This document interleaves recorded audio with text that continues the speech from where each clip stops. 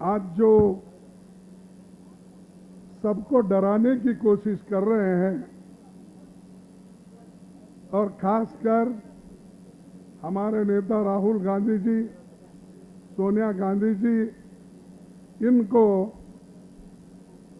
डराने के लिए उन्होंने ईडी का इस्तेमाल कर रहे हैं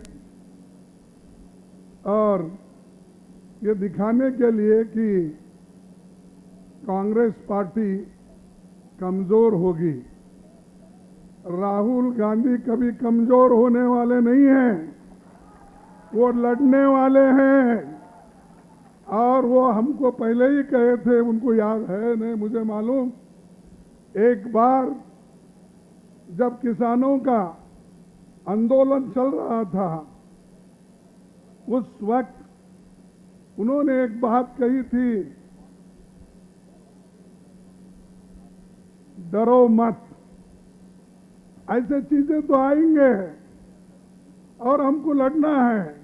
अगर आप डर गए तो फिर फंस हो जाओगे। तो डरना नहीं, हमको लड़ना है। हम उसूलों के लिए लड़ रहे हैं। आज श्री राहुल गांधी जी एक व्यक्ति है, उनके लिए नहीं लड़ रहे हम। उन्होंने जो उसूल अपनाया है और जो न्यूज़पेपर नेशनल हेराल्ड, नवजीवन, कौमी आवाज, इसको जिंदा रखने के लिए और पंडित जवाहरलाल नेहरू जी के विचार को और कांग्रेस के विचारधारा को गांधी के मार्ग पे चलने के लिए जो अस्त्र हमारे पास है, उस अस्त्र की हिफाजत के लिए वो लड़ रहे हैं। इसीलिए अपना फर्ज होता है अपने संस्था को बचाने का, और इस संस्था को बचाने के लिए हमारा कार्यकर्ता दिल्ली से गली तक लड़ रहा है।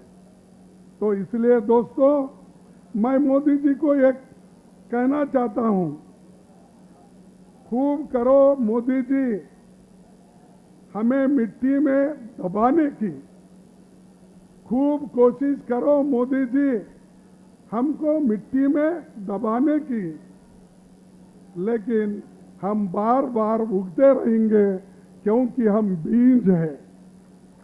अगर आप बीज को बार बार मिट्टी में दबाते गए, वो उगता ही रहेगा, वो खत्म होने वाला नहीं है।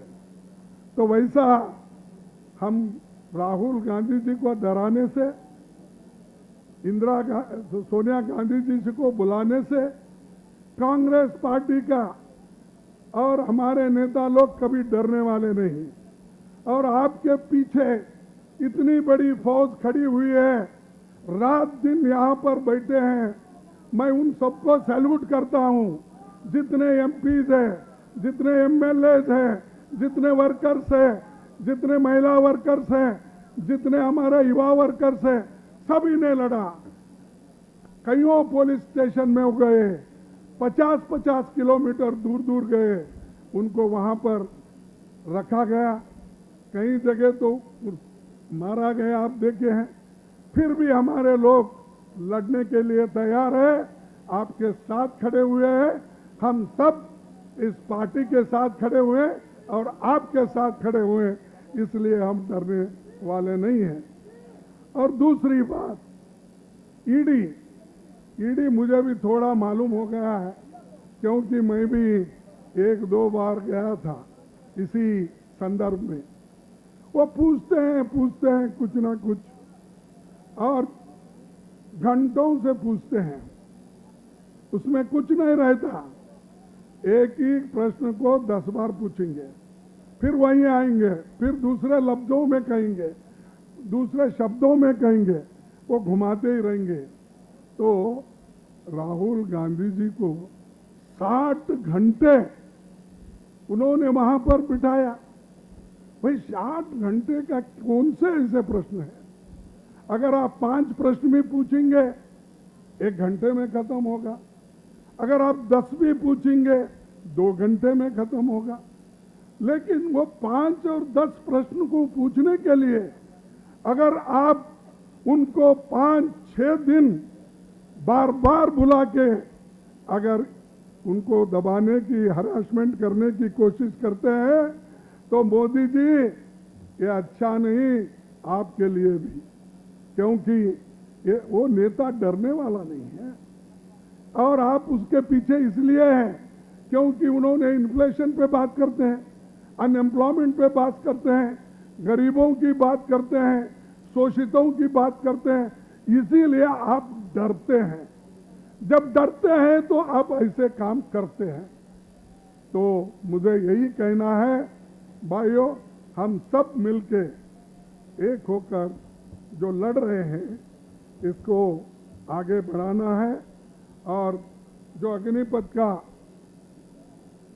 जो समस्या आज उन्होंने खड़ा किया है, तो मैं मोदी जी को एक ही बात कहूंगा, भाई 26 लाख वैकेंसीज सरकारी नौकरी खाली पड़े हैं, आप क्यों नहीं भर्ती कर रहे हैं? क्योंकि उसमें रिजर्वेशन मिलेगा, बैकवर्ड को मिलेगा, शेड्यूल कास्ट को मिलेगा, अपर कास्ट को 10% मिलेगा, इसीलिए आप नहीं करना चाहते हैं। और यहां बोल रहे 46,000 हम ये जो अग्निवीर बनाएंगे, अग्निपथ में रिक्रूट करेंगे।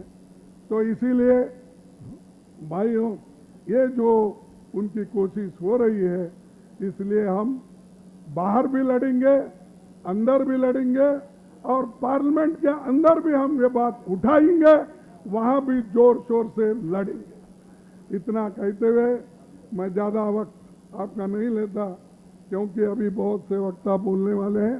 खास करके राहुल गांधी जी आपके सामने बात करेंगे, प्रियंका गांधी जी पे बात करेंगे, उनकी बात को आप सुनेंगे। ऐसा मैं कहते हुए मेरे 4 शब्द को समाप्त करता हूं। जय हिंद, जय कांग्रेस।